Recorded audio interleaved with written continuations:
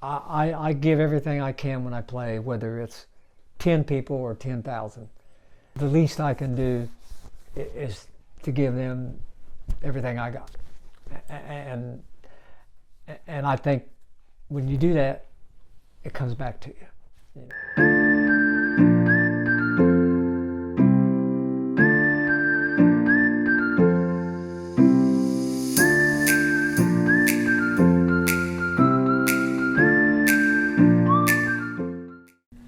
This week's story is a bit different.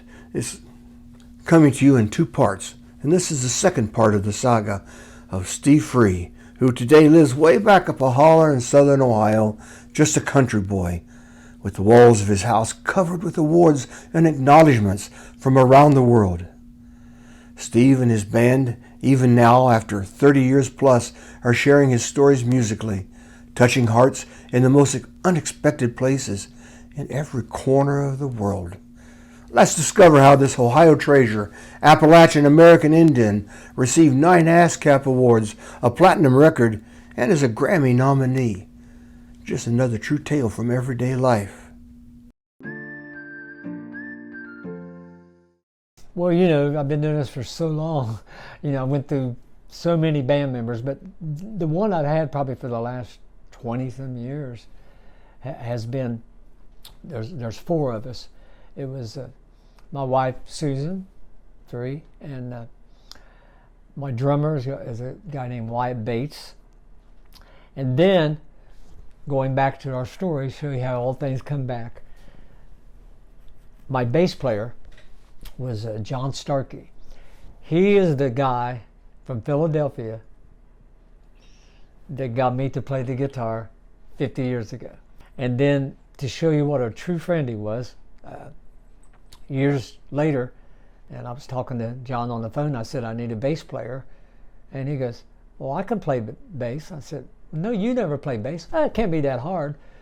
So he packed up everything and moved from Philly to come down here to play bass with me.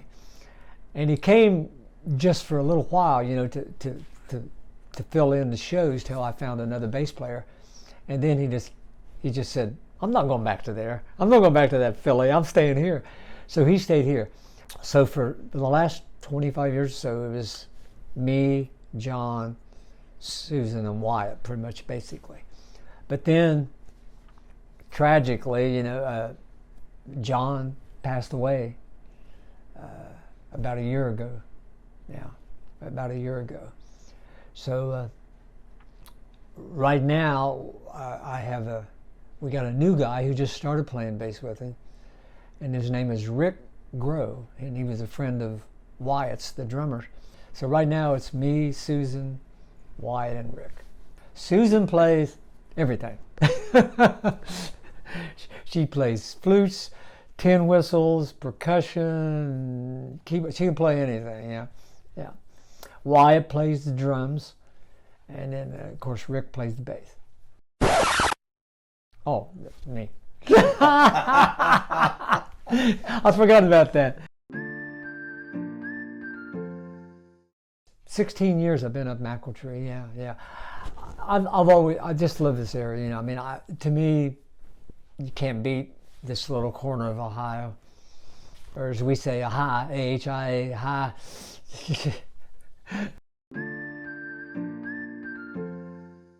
I'm a Christian, I believe. But I also have a lot of the Native American spirituality. You know, it calls to me, as you know. Yeah, so it's kind of a blend of the two. You know, maybe your real conservative Christians would frown on that. You know, but I believe what I believe. You know, just like you. You know, and I think sometimes I tend to think organized religion is made too complicated by man-made traditions. You know, again, people will probably, I don't want people to throw rocks at me or anything, words like that, but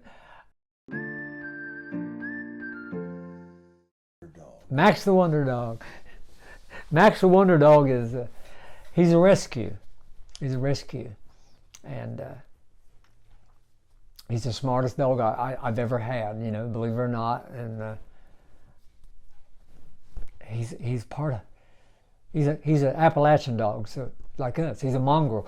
So he's a mix of everything. But he has a lot of husky though. But yeah, I mean, I've had so many dogs, and you know, full-bred dogs, whatever. But for some reason, that dog there is just really smart. I have no idea, but he's a good one, and the most mellow dog I've ever seen. People stop me all the time because he obeys everything I say, does anything I want, and people go, "That's amazing how you trained that dog." I say, "Thank you. I've never done anything." I mean, as Susan said, it's like from the moment we got him, he was like, what can I do to please you now?" So. Sister, be strong. You are one of the chosen few. Nishimata, be strong. We'll be back to the story in just a minute. I just wanted to say thank you. Subscribe if you haven't already subscribed. Give us a thumbs up and ring that notification bell. We can't do it without you. Thanks again. Back to the story.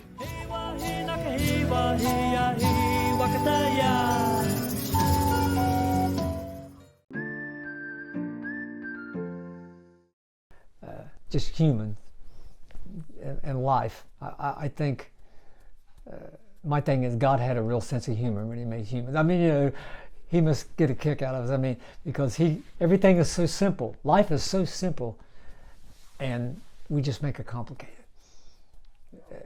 I think, you know, and I'm as guilty as anybody else. You know, I think, yeah. Just the human existence, we just make it complicated. You look around the world today, everything is going wrong. It's all because of people. You know, like I said, refer to part 1. Jesus made it easy. Yeah.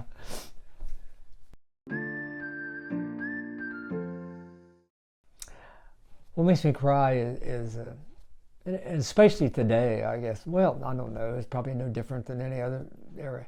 It's just people, cruelty, the way people are cruel, you know, just, and today it seems worse. I mean, just everybody, I hate to see people be cruel to other people, to animals, to the earth, you know, to our surroundings. I mean, that bothers me, yeah. If everybody would just be a little nicer, you don't have to be, you know, peace, love, and happiness, but if everybody would just be a little, I think the thing that bothers me the most about the world is the lack of respect. You know, that's you know, from our Native American ancestors, you know, we learned respect all living things, and very few people do that anymore. They attack anything that they don't like, you know. But that's what bothers me. What am I most grateful for? No doubt. Just grateful that I still can't believe every day that people will listen to my music. You know, it still boggles my mind, and I'm still very appreciative that I've been able to make a living playing music, and that people, you know, still want to hear. You know, that's why, you know, so many people I see, musicians, they again, if there's not a bunch of people there, they don't want to play. You know, it's like, yeah, they're worried about the crowd.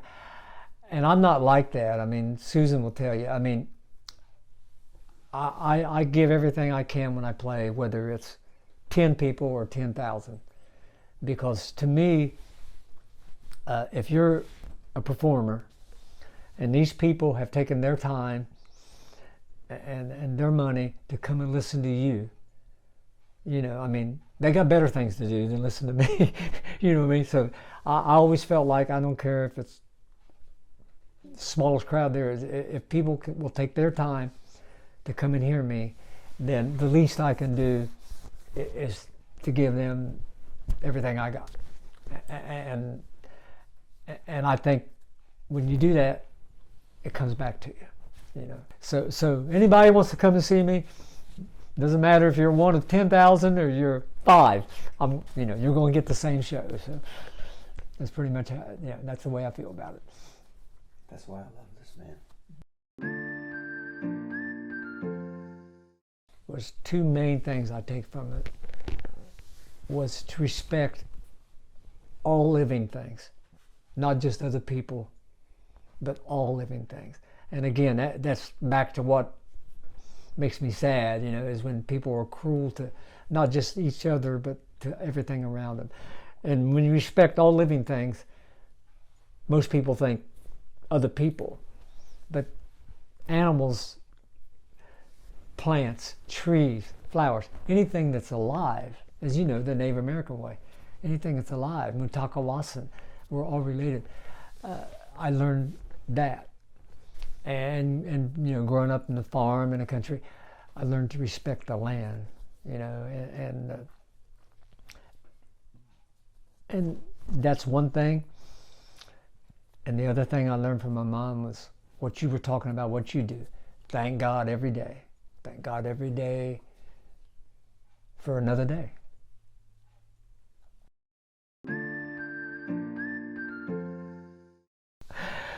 It goes back to just what I was saying, you know, about the thank God daily for your life. It's a cliche, but I think you have to learn, not just live life to the fullest, but to enjoy the ride. You're trying to get to here, or you're trying to go to there, and everybody's doing that, and you got to learn to enjoy the ride. You may not get there, you know, and to young people, to anybody else, that's the thing, you know, don't be so focused on where you're going or what you want to do that you don't enjoy getting there. You know, that's the biggest thing. I think my favorite motto is success is never final and failure is never fatal. You know, that's what I try to do, but that would be my advice.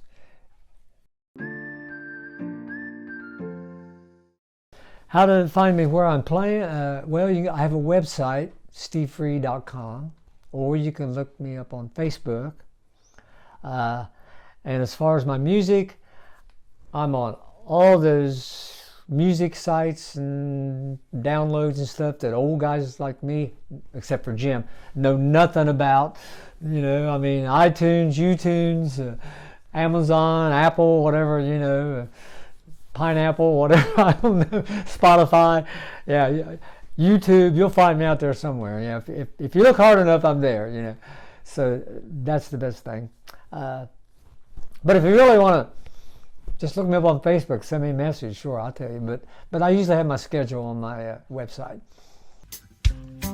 Well, there's nothing in the world that I like better than bacon and lettuce, homegrown tomatoes, up in the morning, out in the garden. Get you a ripe one, don't pick a hard one. Plant them in the spring, eat them in the summer, all winter without them, just a culinary bummer.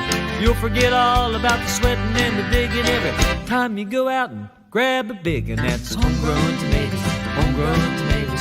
What'll life be without?